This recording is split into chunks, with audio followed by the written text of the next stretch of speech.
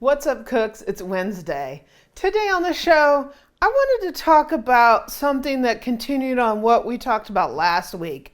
Last week, we talked about my first culinary or cooking influences.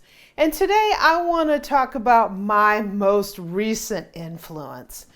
I think you'll probably be surprised that my most recent influence is Nigella Lawson. And you're going to say, Nigella, I'm like getting on the Nigella bandwagon pretty late. And I'm usually like that. I usually don't jump on a bandwagon until everybody else is through with it. That way it has a chance to develop and there's a lot for me to study and learn. So join me for What's Up Wednesday. And today we're talking about my most recent cooking inspiration, Nigella Lawson.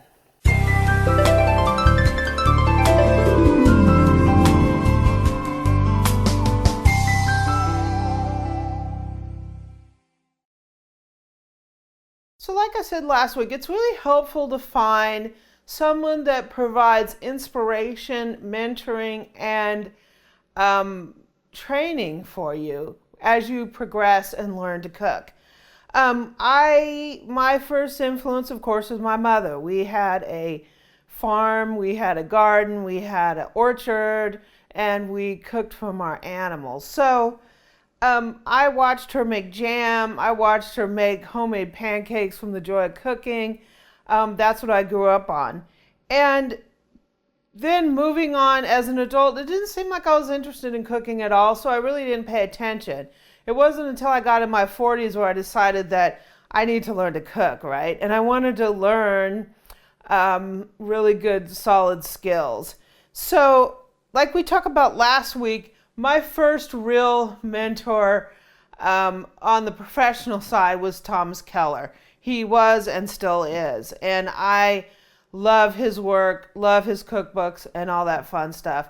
And there's been a lot along the way, and we're going to talk about some of those people on What's Up Wednesdays in the future. I thought since we talked about my first influence, I want to talk this week about my latest. And my latest is Nigella Lawson. So Nigella has been around for a long time. She has a lot of cookbooks out there. She's well loved all over the place. And it takes me a while to get on the bandwagon. And one day I was actually on YouTube, and I watched an interview that someone did of Nigella. And from that day forward, I was hooked.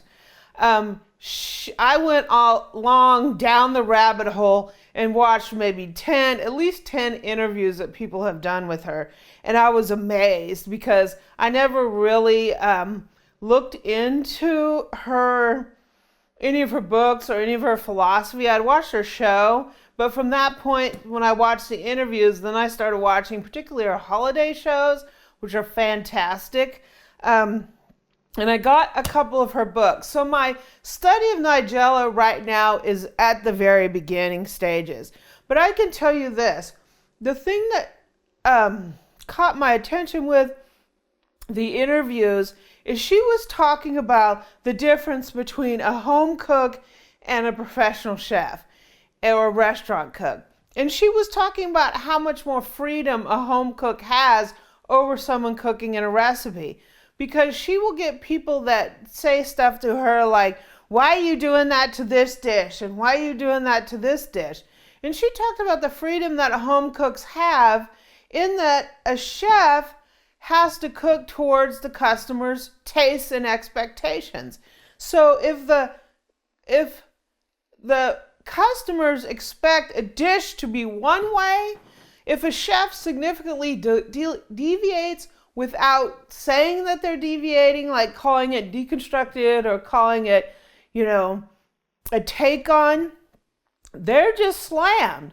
So if you go into a place and they make chili and they put something different in it that's not a traditional ingredient in chili, they just get killed because people, that's not chili, right?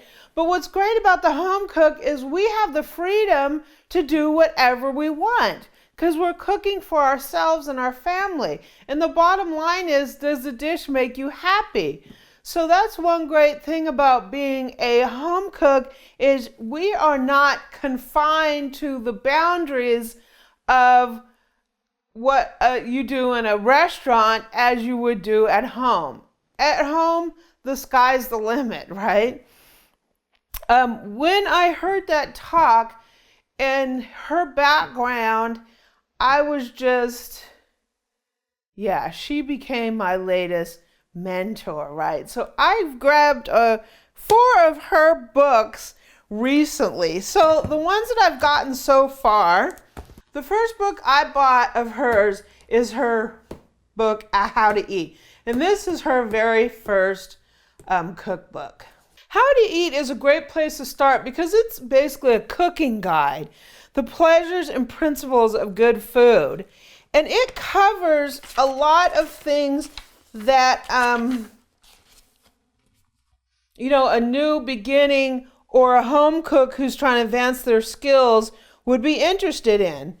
Basics, cooking in advance, cooking for 1 or 2, weekend lunch, dinners, feeding babies and small children. And her recipes cover basic roast chicken, how to make a mayonnaise, pastry doughs, everything as a beginner cook that you basically want to start with. And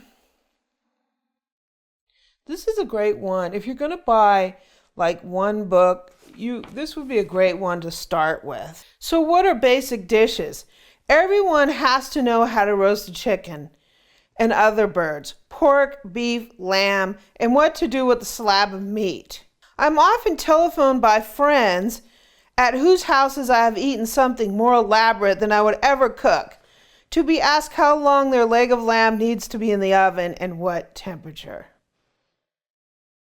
The key text constitutes a framework of your repertoire: stews, roasts, white sauce, mayonnaise, stocks, and soups.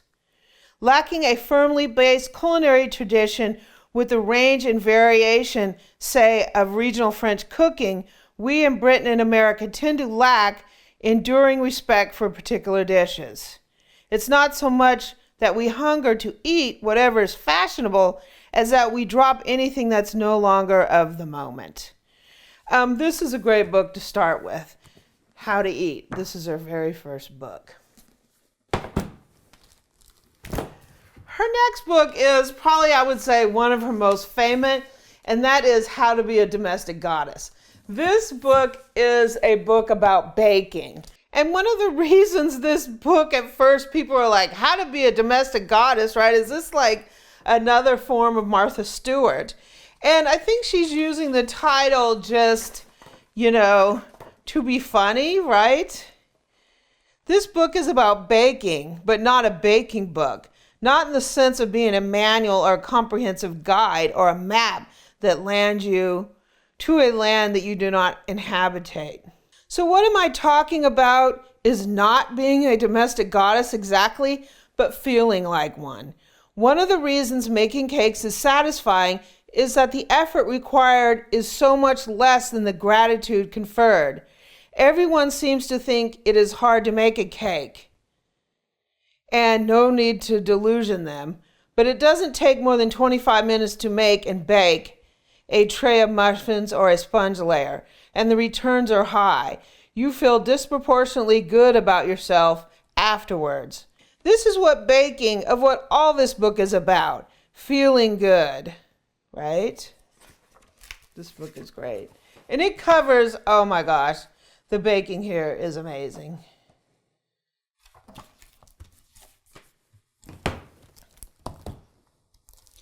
I also have her book Feast. So one of the things I started watching is her holiday shows. Her Christmas shows are great. And Feast covers holidays and celebrations. So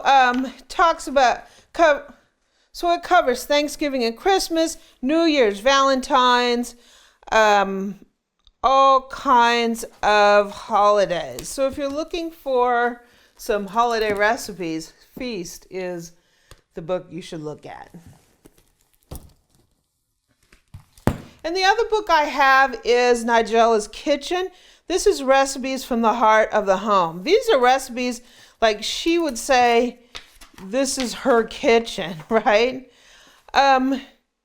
What the kitchen means to me and why I live in it. Kitchen comforts, kitchen quandaries. So she writes, the kitchen isn't just a room in which I cook. It's a place where I live. A kitchen that seems to draw people in. Part hub, part haven, the kitchen is where I've always found people speak more freely than anywhere else. Maybe it's because when you're cooking, you can talk and listen without shining your attention too closely on those who may need to talk or be listened to. I feel I am as much more likely to find what might be worrying a child or to let otherwise self-contained friend unburden herself while I'm in the kitchen, gently, busying myself with chopping a carrot or stirring a soup. I love it. One thing about Nigella is her writing is amazing. Her writing is very inspirational. So last week we had talked about some of my first influences, and now we're talking about my current one. And Nigella is somebody that I'm just starting to study, and she's amazing. So if you are looking for a mentor, someone that you can just dive into their work, you will really enjoy her writing, her books. Check out some of her interviews. They're fantastic. So cooks, it's Wednesday. I hope you're having a great week.